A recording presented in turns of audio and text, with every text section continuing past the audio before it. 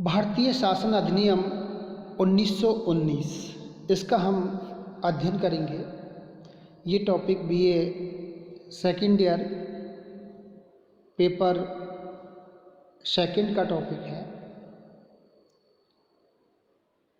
इससे पूर्व की हम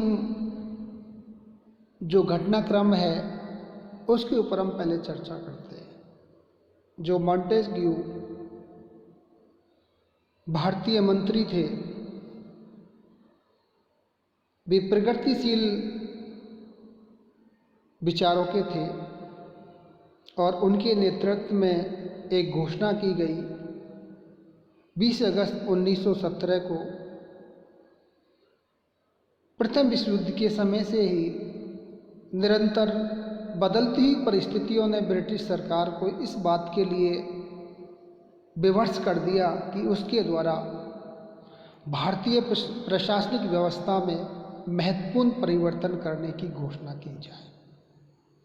नए भारतीय मंत्री मिस्टर मॉन्टेग्यू प्रगतिशील, जैसा कि मैंने पूर्व में कहा, विचारों के थे।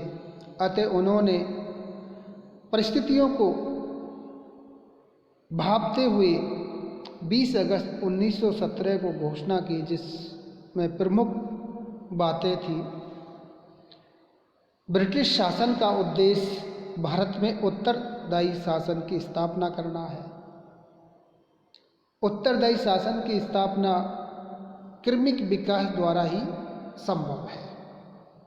उत्तरदायी शासन की दिशा में प्रगति के प्रत्येक चरण का निर्णय ब्रिटिश सरकार ही कर सकती है, जिन पर भारतीय जनता की समृद्धि और भार का उत्तरदायित्व है।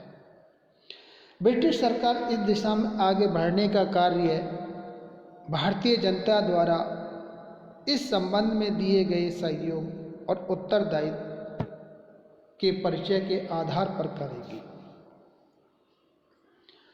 हालांकि इस घोषणा पत्र में बहुत कुछ नहीं था जिससे कि भारतीयों में एक उत्साह उत्पन्न हो। अब हम भारतीय शासन अधिनियम 1919 के विशेषताएं या उसके लक्षणों के ऊपर हम चर्चा करेंगे। इसकी जो विशेषताएं वो निम्न है। पहला है प्रांतों में आंशिक रूप से उत्तरदायी शासन। 1919 के एक्ट का सबसे महत्वपूर्ण लक्षण प्रांतों में आंशिक रूप से उत्तरदायी शासन की स्थापना करना था। इसके अनुसार प्रांतीय शासन को दो भागों में बांट दिया गया। पहला रक्षित भाग या इसको अपन रिजर्व सब्जेक्ट, और दूसरा हस्तांतरित विषय ट्रांसफर्ड सब्जेक्ट्स। रक्षित विषय यानी कि रिजर्व सब्जेक्ट पहले की तरह ही गवर्नर के प्रति उत्तरदायी कार्यकारिणी परिषद के सदस्यों के अधीन थे, लेकिन हस्तांतरित विषय लोकप्रिय मंत्रियों को सौंप दिए गए, जो व्यवस्थापिका के निर्वाचन बहुमत में से चुने जाते थे और उनके प्रति ही उत्तरदायी होते थे। दूसरा है प्रांतीय कार्यकारिणी परिषद में भारतीयों को सम्मिलित करना। अधिनियम के द्वारा यद्यपि रक्षित क्षेत्र का प्रशासन गवर्नर के अधीन रखा गया था, लेकिन प्रांतों की कार्यकारिणी परिषद में भी भारतीय सदस्यों की संख्या पहले से बढ़ा दी गई। मद्रास, बम्बई और बंगाल की सरकारों के रक्षित भाग के 4 सदस्यों में से 2 भारतीय सदस्य लेने की व्यवस्था की गई। शेष 6 प्रांतों में जहां कार्यकारिणी परिषद को रक्षित भाग के लिए केवल 2 सदस्य होने थे, 1 भारतीय रखा गया। नेक्स्ट, तीसरा लक्षण या विशेषता प्रांतीय विधान परिषदों का पुनर्गठन। इस अधिनियम के द्वारा प्रांतीय विधान परिषदों का पुनर्गठन किया गया। इनकी संख्या में वृद्धि करते हुए बड़े प्रांतों की परिषदों में अधिक से अधिक 140 और छोटे प्रांतों में कम से कम 60 सदस्य रखने की व्यवस्था की गई। इन सदस्यों में कम से कम 80 यानी कि 80% सदस्य निर्वाचित होने जरूरी थे।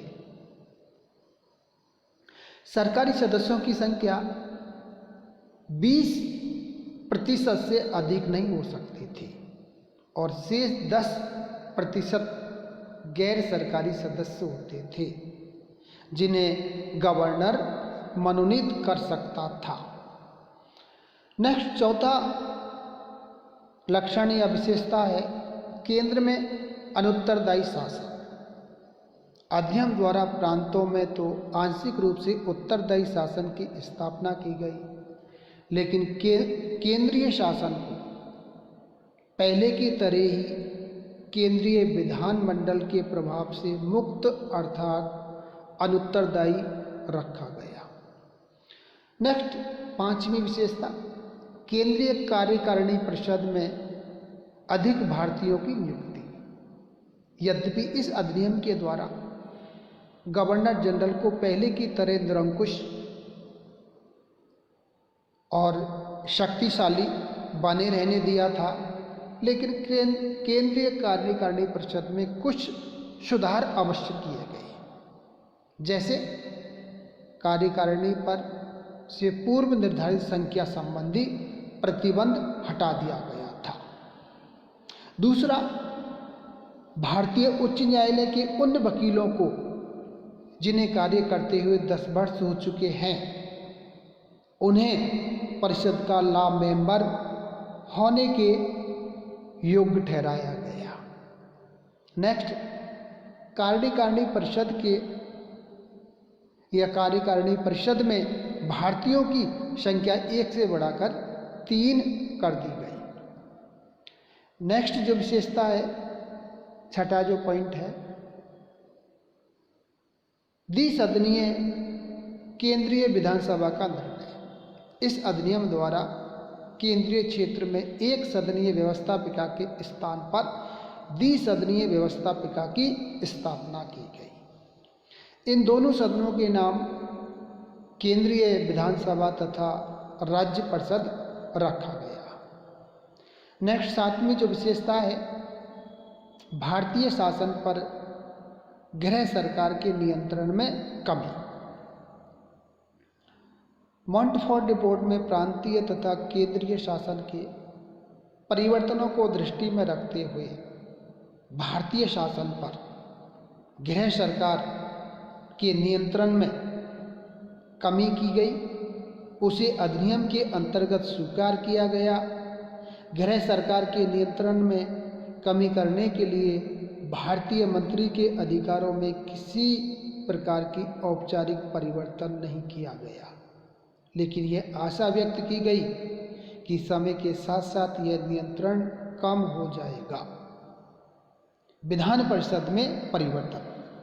नेक्स्ट जो विशेषता अगली है, इस अधिनियम के अंतर्गत भारतीय विधान परिषद को समाप्त करने की भारतीय मांग तो स्वीकार नहीं की गई, लेकिन भारतीय परिषद के गठन में परिवर्तन किए गए। इसमें कम से कम 8 और अधिक से अधिक 12 सदस्य नियुक्त करने की व्यवस्था की गई। इन सदस्यों में कम से कम आधे ऐसे सदस्य होने चाहिए जो नियुक्ति की तिथि के समय से पूर्व भारत में कम से कम 50 वर्ष से रह रहे हों और इस देश को अपनी नियुक्ति की तिथि के 5 वर्ष से अधिक पूर्व न छोड़ा जाए। इस परिषद का कार्यकाल 7 वर्ष से हटा करके ना 5 वर्ष रखा गया, लेकिन प्रत्येक सदस्य की आय बढ़ाकर 1000 पॉइंट से 1200 पॉइंट कर दी गई और भारतीय सदस्य के लिए 600 पॉइंट के अतिरिक्त भत्ते की व्यवस्था की गई। नेक्स्ट विशेषता है नमी केंद्रीयकरण से विकेंद्रीकरण। अधिनियम के द्वारा केंद्रीयकरण की उस नीति को समाप्त कर दिया गया जो लॉर्ड कर्जन के समय में चरमोत्कर्ष पर पहुंच गई थी। प्रशासन और राजस्व के कुछ विषयों का विकेंद्रीकरण कर दिया गया, उन्हें केंद्रीयकरण के नियंत्रण से हटाकर के प्रांतीय सरकारों में दे दिया गया। नेक्स्ट विशेषता है शक्ति विभाजन। 1919 के एक्ट के द्वारा केंद्रीय और प्रांतीय सरकारों के बीच शक्ति विभाजन भी किया गया। वे विषय जो लगभग संपूर्ण भारत या अंतर प्रांतीय हितों से संबंधित थे केंद्र के अधीन रखे गए तथा जो विषय प्रांतीय हितों से विशेष संबंध रखते थे प्रांतों के अंतर्गत रखे गए। नेक्स्ट विशेषता है निर्वाचन तथा मताधिकार।